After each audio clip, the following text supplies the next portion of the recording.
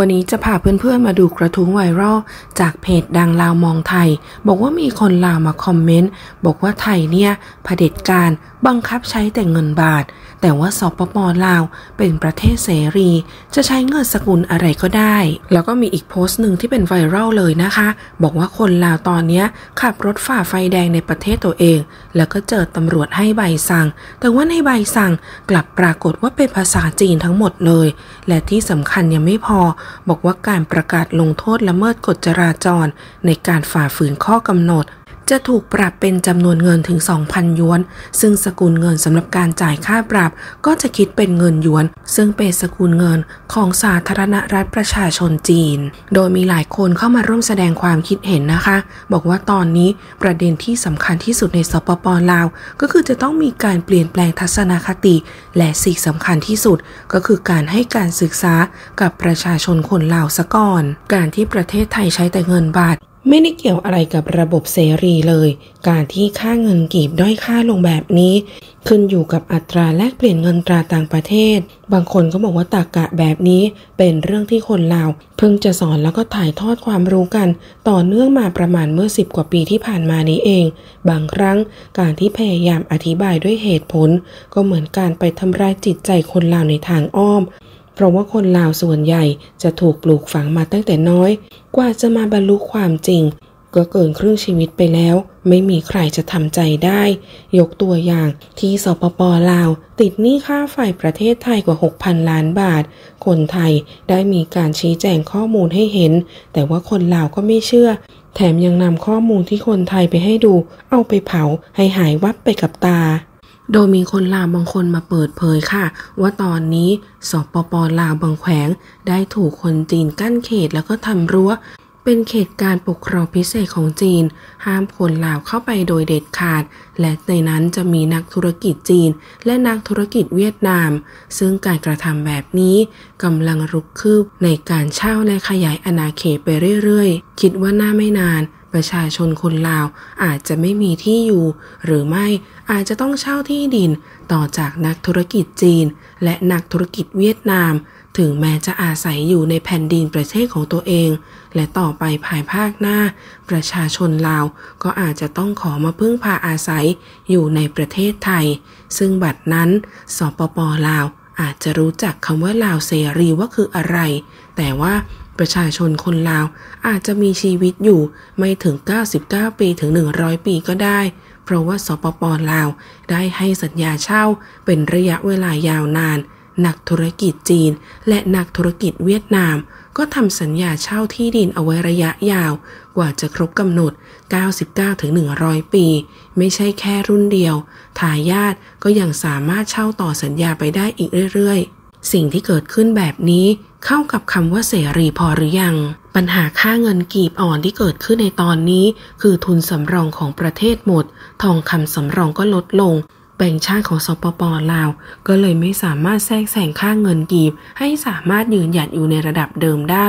ต่อให้ปิดร้านแลกเงินทั้งประเทศหรือบังคับให้ใช้แต่เงินกีบแต่ว่าสินค้าลาวก็น่าจะไม่เพียงพอที่เป็นการดำเนินการแก้ไขอัตราเงินเฟ้อของค่าเงินกีบในสปป.ลาว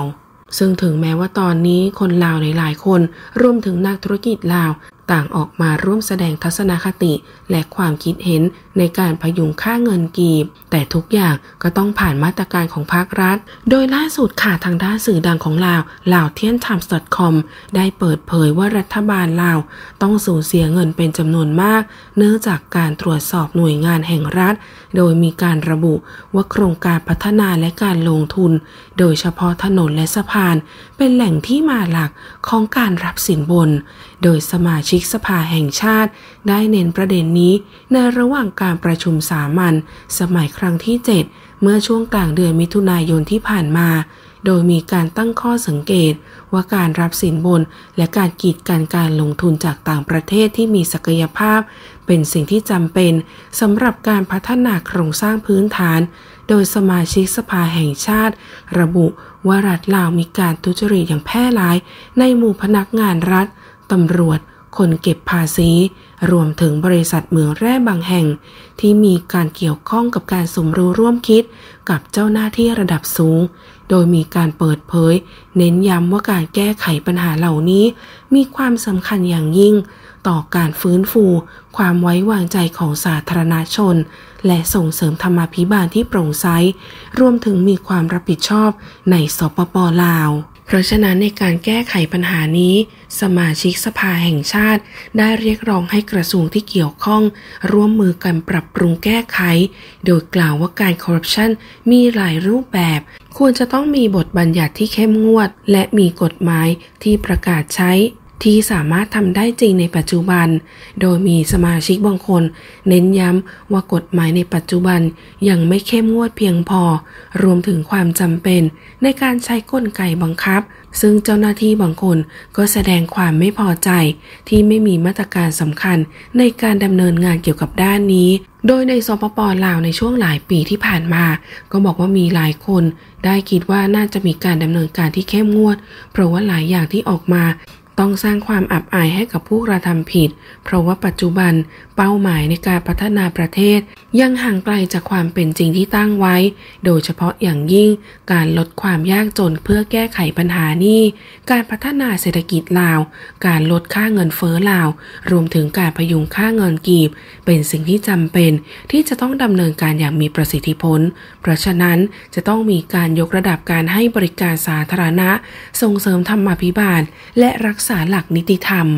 โดยล่าสุดทางด้านธนาคารแห่งสปป.ลาวก็ได้ประกาศตอบรับมาตรการเร่งด่วนในการประกาศปรับขึ้นอัตราดอกเบี้ยสำหรับกู้ยืมระยะสั้นจาก 8.5% ต่อปีเป็น 10% ต่อปีโดยการตัดสินใจในครั้งนี้ว่ากันว่าเป็นการตอบสนองต่อการเปลี่ยนแปลงทางเศรษฐกิจทั้งในประเทศและทั่วโลกเพื่อสะท้อนให้เห็นถึงความพยายามของธนาคารแห่งสปป.ลาวในการรับมือกับความท้าทายทางเศรษฐกิจที่กำลังดำเนินอยู่โดยคำสั่งใหม่นี้จะแทนที่การแจ้งเตือนก่อนหน้านี้ที่มีผลบังคับใช้ตั้งแต่วันที่ 7 มีนาคมที่ผ่านมาโดยตามแผนภูมิอัตราดอกเบี้ยในอดีตแบงก์ชาติลาวได้กำหนดอัตราดอกเบี้ยเงินกู้ที่น้อยกว่า1สัปดาห์อยู่ที่ 7.5% ต่อปีณวันที่ 13 กุมภาพันธ์ ปี 2566 จากนั้นจึงจะปรับเป็น 8.5% ในช่วงต้นเดือนมีนาคมซึ่งล่าสุดจะเพิ่มเป็น